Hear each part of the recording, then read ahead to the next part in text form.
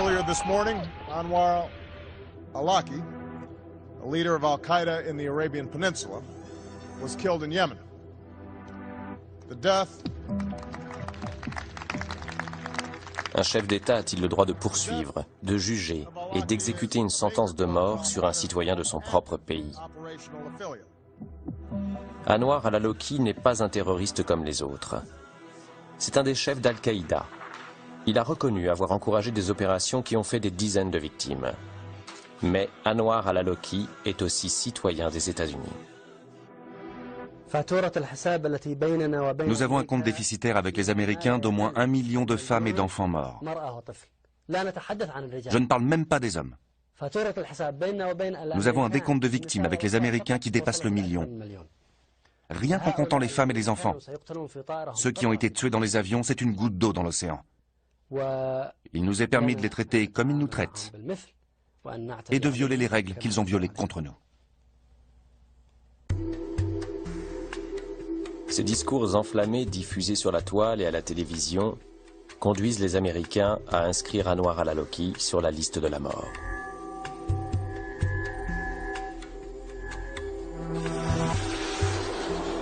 Quand sa famille l'apprend par des fuites dans la presse, elle engage des poursuites judiciaires contre le président des États-Unis.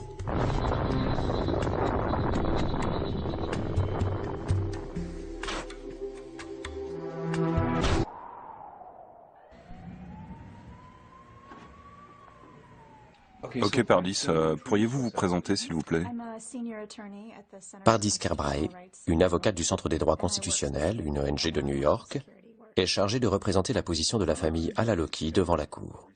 Ce programme est une politique de meurtre menée par l'exécutif. Rien n'a été contrôlé par un tribunal. Rien n'a été approuvé par le Congrès.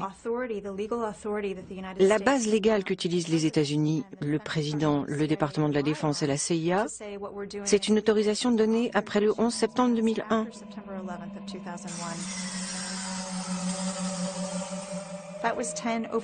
C'était il y a plus de 10 ans. Ce que les États-Unis disent maintenant avec cette politique, c'est que ça a été autorisé en réponse après le 11 septembre, que ça autorise le recours à l'élimination physique contre n'importe qui. Pas seulement les membres d'Al-Qaïda, mais aussi contre Al-Qaïda, les talibans et des forces associées indéfinies, quel que soit l'endroit où ils se trouvent. Le 5 décembre 2010, le juge John D. Bates rejette dans une décision de 83 pages les demandes de la famille al-Awlaki. La Cour reconnaît cependant qu'il est troublant qu'on puisse envisager d'exécuter sans procès un citoyen américain. Si Allah Tout-Puissant souhaite que je sois tué par eux ou leurs agents, alors ce sera aussi ce que je souhaite. Un an plus tard, la trace d'Anwar al-Awlaki est retrouvée et une série de frappes de prédateurs vient mettre fin à la traque. C'était le 30 septembre 2011. Les États-Unis exécutèrent la frappe. Ils ont tué Anwar al-Awlaki. Ils ont tué un autre citoyen américain, Samir Khan. Ils ont tué au moins 2 autres personnes dans cette frappe. 2 semaines plus tard, ils effectuaient une autre frappe au Yémen, qui tua le fils d'Anwar al-Awlaki, un citoyen américain de 16 ans, Abdulrahman al-Awlaki, son cousin yéménite de 17 ans, et au moins 5 autres personnes qui étaient assises dehors pour dîner. Et il n'y a eu absolument aucune prise de responsabilité pour aucun de ces assassinats, pour aucune des personnes tuées, et en particulier pour les citoyens américains tués par leur propre gouvernement. C'est un monde très effrayant. Quand nous voyons un chef d'État qui dit « Nous nous réservons le droit de tuer qui on veut, où on veut, quand on veut, pour des raisons que nous allons garder secrètes, et vous ne pouvez pas examiner l'affaire avant ou après », c'est vivre dans un monde assez effrayant. Et vous pouvez parier qu'il ne faudra pas beaucoup de temps avant que d'autres gouvernements suivent la même voie.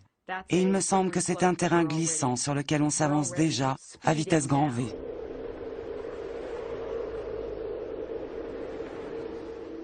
La pente glissante ne concerne pas que l'utilisation qui est faite de ces engins. L'évolution de la technologie pousse à doter ces armes de capacités toujours plus sophistiquées.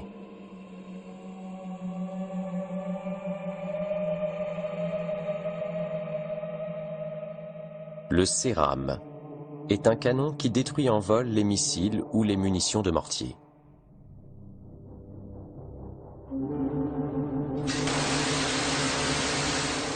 Il est intégralement automatisé et prend seul la décision de tirer. Nous pouvons allumer la machine, nous pouvons éteindre la machine, mais quand la machine est en train d'opérer, nous ne pouvons pas l'arrêter. Et quand vous avez un missile qui arrive, votre temps de réaction est de moins d'une syllabe. Vous avez moins d'une seconde pour décider, et si vous vous trompez, vous vous êtes non seulement condamné vous-même, mais aussi tous les autres soldats autour de vous. Autonomie. C'est le mot qui court sur toutes les lèvres des spécialistes. Ces robots si habiles vont-ils bientôt prendre leur indépendance et pouvoir exécuter leur mission sans l'intervention de l'homme?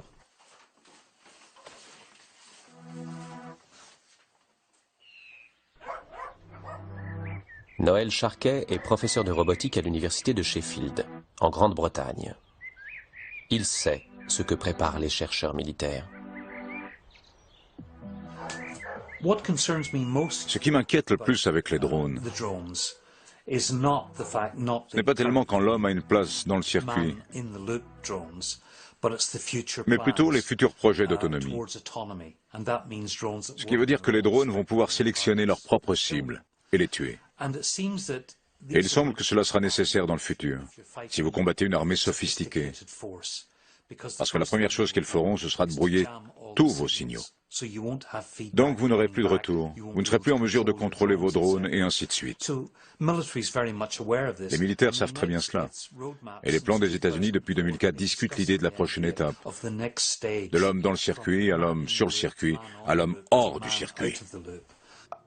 Il y a environ un an, j'étais à une conférence internationale de droit et il y avait tous ces avocats internationaux qui débattaient dans tous les sens et l'un d'eux était conseiller général en chef de l'US Air Force et il disait « On ne travaillerait jamais sur un système autonome armé parce que ça violerait la loi.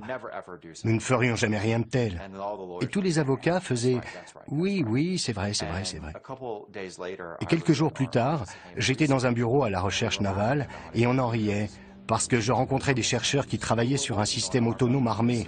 C'est pas des trucs de science-fiction pour le futur. On travaille dessus dès maintenant.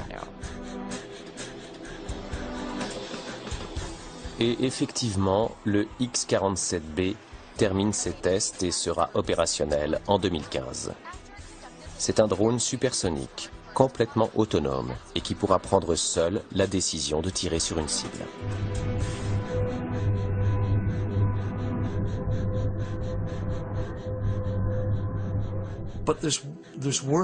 Mais il y a pire que ça. Il y a un programme de la DARPA qui en est toujours aux premières phases d'essai, mais des tests ont été faits. C'est le programme HT-V2. Et il y a un jet appelé le Falcon, et qui a été testé à 22 000 km/h. C'est pas supersonique, c'est hypersonique. Et le but de ce programme, c'est que les États-Unis soient capables d'avoir un avion de combat armé n'importe où dans le monde en l'espace de 30 minutes. Donc n'importe où sur cette planète.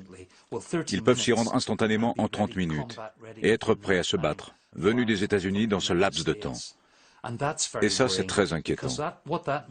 Parce que ça veut dire que la zone frontière des États-Unis, maintenant, c'est tout le reste du monde, hors des États-Unis.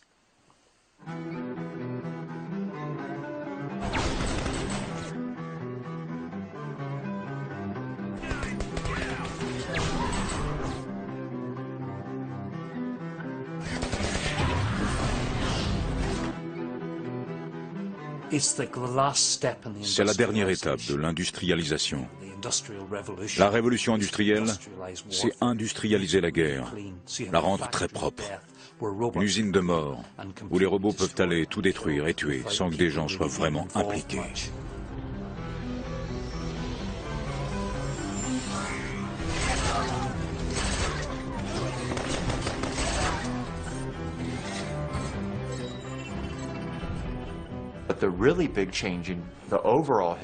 Mais le plus gros changement dans l'histoire de la guerre, c'est que nous sommes passés du combat dans les machines au combat en dehors des machines.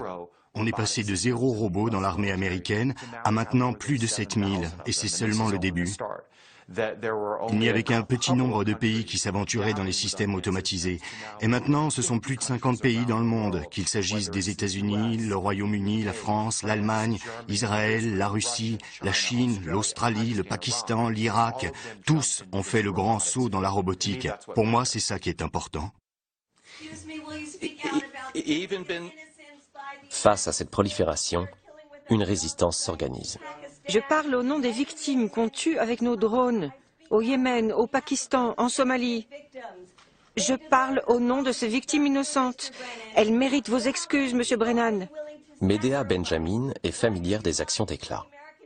Ici, la militante de la cause pacifiste interpelle Paul Brennan, alors le chef de l'antiterrorisme d'Obama. Je parle au nom d'Abdul Rahman Al-Aloki, un natif de Denver âgé de 16 ans, tué au Yémen juste parce qu'on n'aimait pas son père. Je parle au nom de la Constitution, je parle au nom de la légalité. J'aime mon pays. Vous nous mettez en danger en tuant tant d'innocents à travers le monde. Honte sur vous!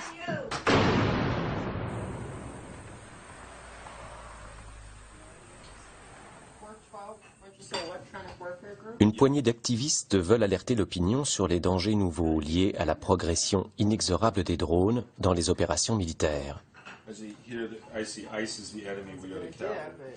Dans la banlieue de Las Vegas, Medea a rassemblé ses militants pacifistes pour préparer une nouvelle opération et aller narguer les marchands d'armes.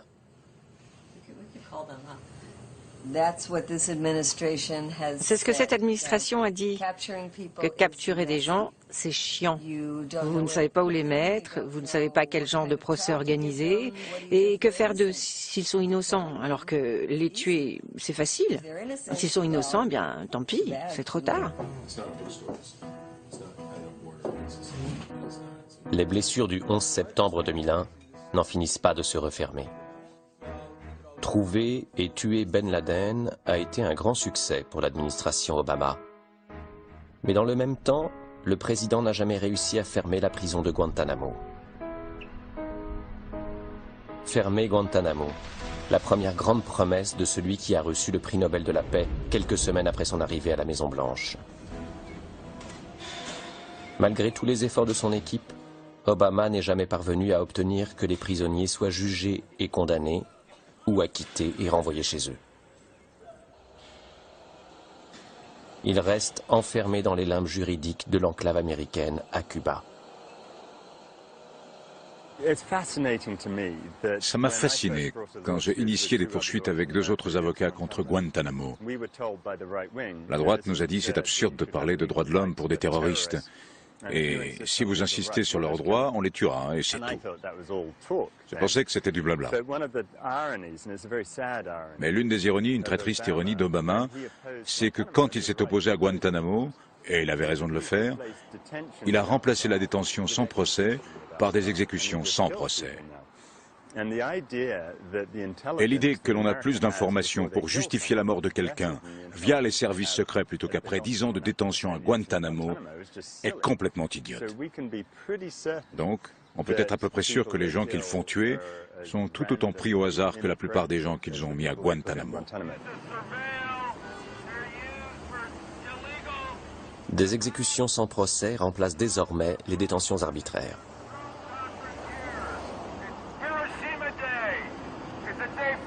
C'est un jour pour la paix. Ce n'est pas un jour pour célébrer les nouvelles technologies d'armement. Toutes ces machines robotisées montrent que s'ils peuvent les fabriquer, ils les fabriqueront. Même si la sagesse impose de ne pas le faire. Et c'est pour ça que nous essayons de dire qu'on doit arrêter de développer ces machins. C'est pas parce qu'on sait les faire qu'on doit les faire.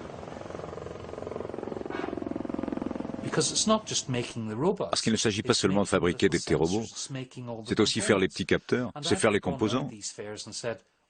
Je suis allé me promener dans ces salons et j'ai demandé « Qu'allez-vous faire quand la guerre sera finie? Vous n'aurez plus besoin de tout ça ?»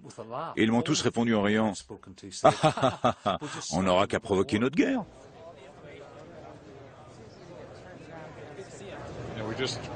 On est juste en train de développer une unité de 4 avec 12 avions. Les soldats s'entraînent. En Afghanistan? En vol, ils effectuent 4 ou 5 missions par jour. Tout ça? Ouais, ils volent jusqu'à 70 heures par jour. Et vous faites beaucoup de morts? Comment pouvez-vous le savoir? Le nouveau système a fait sa première sortie la semaine dernière. Celui qui avait été installé avant est utilisé par les forces spéciales. Et ils tuent avec. Vous ne pensez pas que les fabricants d'armes ont une responsabilité? Notre responsabilité est de soutenir ce que le pays soutient. Nous sommes en guerre, monsieur. Merci de m'avoir parlé. Ouais. La fierté du marchand d'armes. Quand les morts s'accumulent, c'est que le produit est de qualité. Dernière lumière du salon, dernière esclandre des antidrones. La nuit tombe sur Las Vegas et la fête est finie. Il est temps pour nous de passer de l'autre côté du miroir et de découvrir la réalité au Pakistan.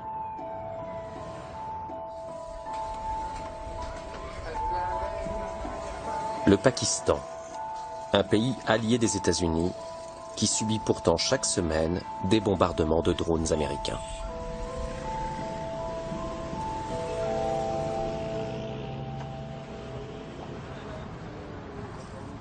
Shahzad Akbar est un avocat qui a décidé de combattre les drones sur le terrain judiciaire. Il engage des poursuites depuis 2 ans contre les États-Unis et les responsables de la chaîne de la mort. En leur donnant des compensations, ce que nous voulons faire, c'est remettre les gens des zones tribales en confiance avec la société, qu'ils croient en leurs institutions, que leurs tribunaux puissent leur rendre justice, qu'ils n'aient pas à tuer pour se rendre justice comme le fait l'Amérique en tuant des gens illégalement à cause de ce qui leur est arrivé le 11 septembre. Son action la plus spectaculaire a consisté à attaquer le chef de la CIA à Islamabad, contraignant celui-ci à quitter le pays. Malgré son départ précipité, Shahzad ne compte pas en rester là. Si le jugement est prononcé en notre faveur, ça veut dire que nous aurons un mandat d'arrêt international contre cette personne qui a été directement impliquée dans les frappes de drones. Medea Benjamin soutient les efforts de Shahzad et elle a amené un groupe de pacifistes américains pour échanger avec des représentants du Waziristan. Le Waziristan est la province pakistanaise qui, pour son plus grand malheur, longe la frontière avec l'Afghanistan. Shahzad a convaincu ses chefs tribaux de venir témoigner de leur deuil face à ces Américains, dont ils craignent quotidiennement les bombes et les missiles. Le 17 mars 2011, on rapporte que cette frappe a tué environ 50 personnes, tous des civils, et la plus grande partie étaient des personnes âgées des tribus. Shahzad ouvre le dialogue et traduit les propos des uns et des autres. Le fossé culturel reste palpable. Ils sont un peu intimidés par la présence de la caméra et aussi un si grand public et beaucoup de femmes. C'est pour ça qu'il n'y a pas d'échange de regards. S'il vous plaît, évitez de les regarder dans les yeux. Commençons par nous présenter. On doit éviter leurs yeux, donc ne pas les regarder directement? Non, vous pouvez les regarder, mais pas dans les yeux. Évitez le contact direct. C'est une demande qu'ils ont faite par respect de garder les yeux baissés. La première raison pour laquelle je suis venu, c'est pour présenter mes excuses au nom des citoyens américains pour ce que mon pays a fait à vos vies. Je sais que c'est une petite chose, mais c'est tout ce que je peux faire. Deuxièmement, je voudrais vous demander, messieurs, si vous aviez un drone, que feriez-vous avec? Si j'avais des drones ou tous ces trucs, je ne bombarderais pas le peuple américain. Par contre, je ne me gênerais pas trop avec la CIA ou la Maison Blanche d'Obama.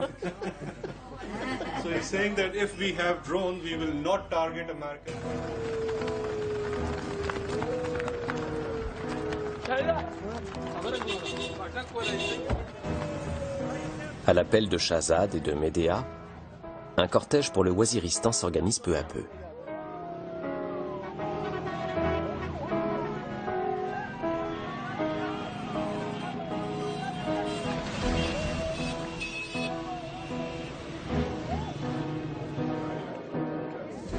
Il retrouve bientôt Clive Stafford Smith, un avocat spécialisé dans la défense des détenus de Guantanamo.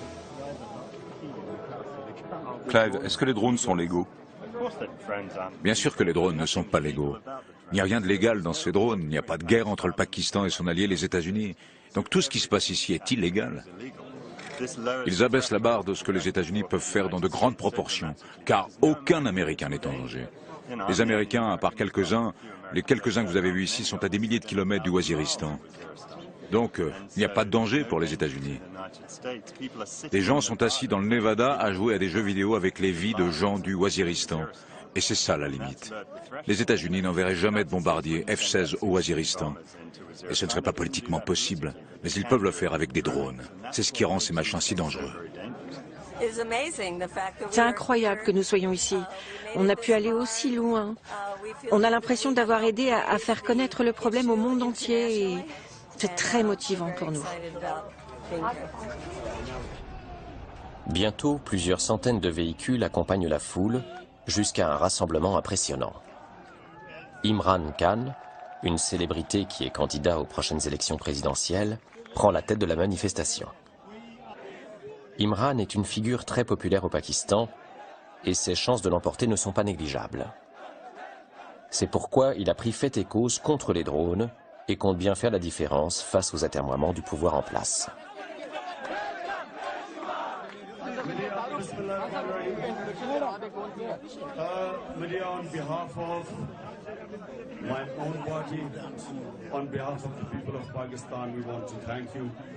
We want to thank all of you of braving. People of Pakistan will always remember you. Thank you.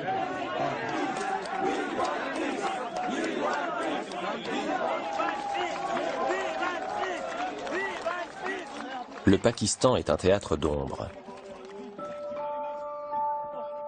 Ses autorités protestent contre les frappes, mais ne saisissent jamais les Nations Unies pour qu'elles cessent.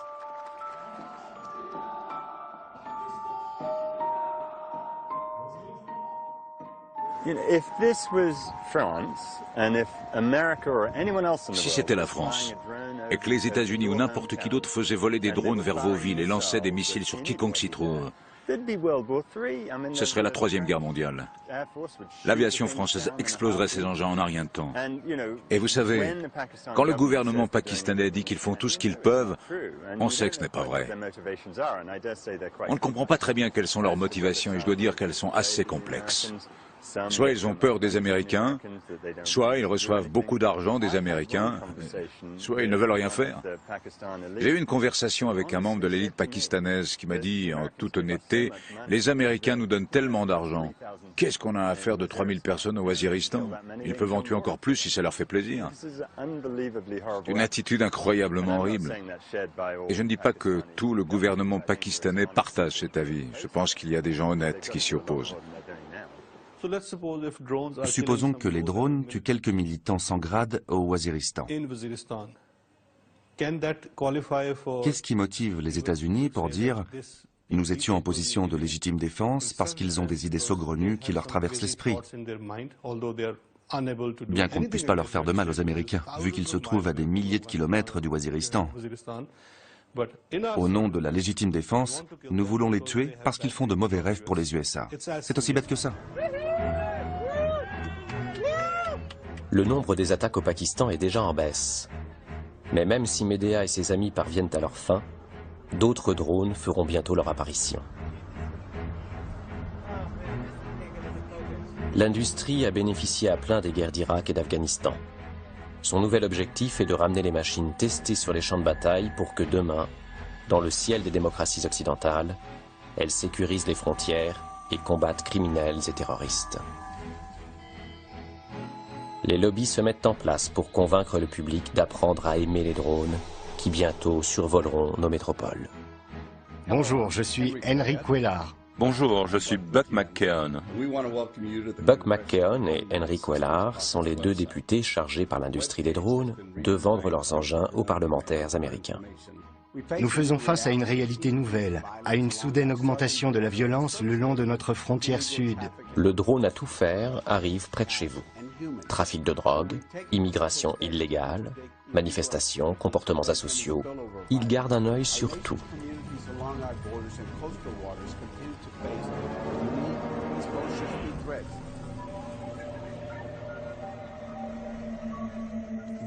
La question des drones, de la robotique et des gardiens de la paix, ce n'est pas une question hypothétique. Devons-nous ou ne devons-nous pas? Est-ce que ce serait sage d'en faire cet usage? Dans les faits, c'est inévitable.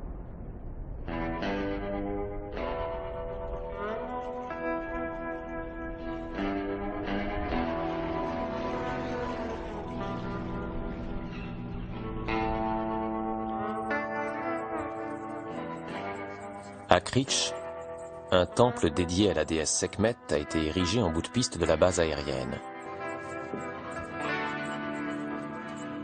Candace, la prêtresse, y multiplie des cérémonies dédiées à la paix, alors que les prédateurs passent et repassent au-dessus de sa tête.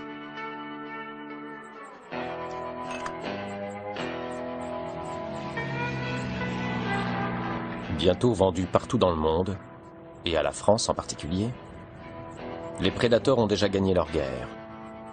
La guerre pour rendre acceptable la distribution par un État d'une peine de mort aseptisée et mondialisée.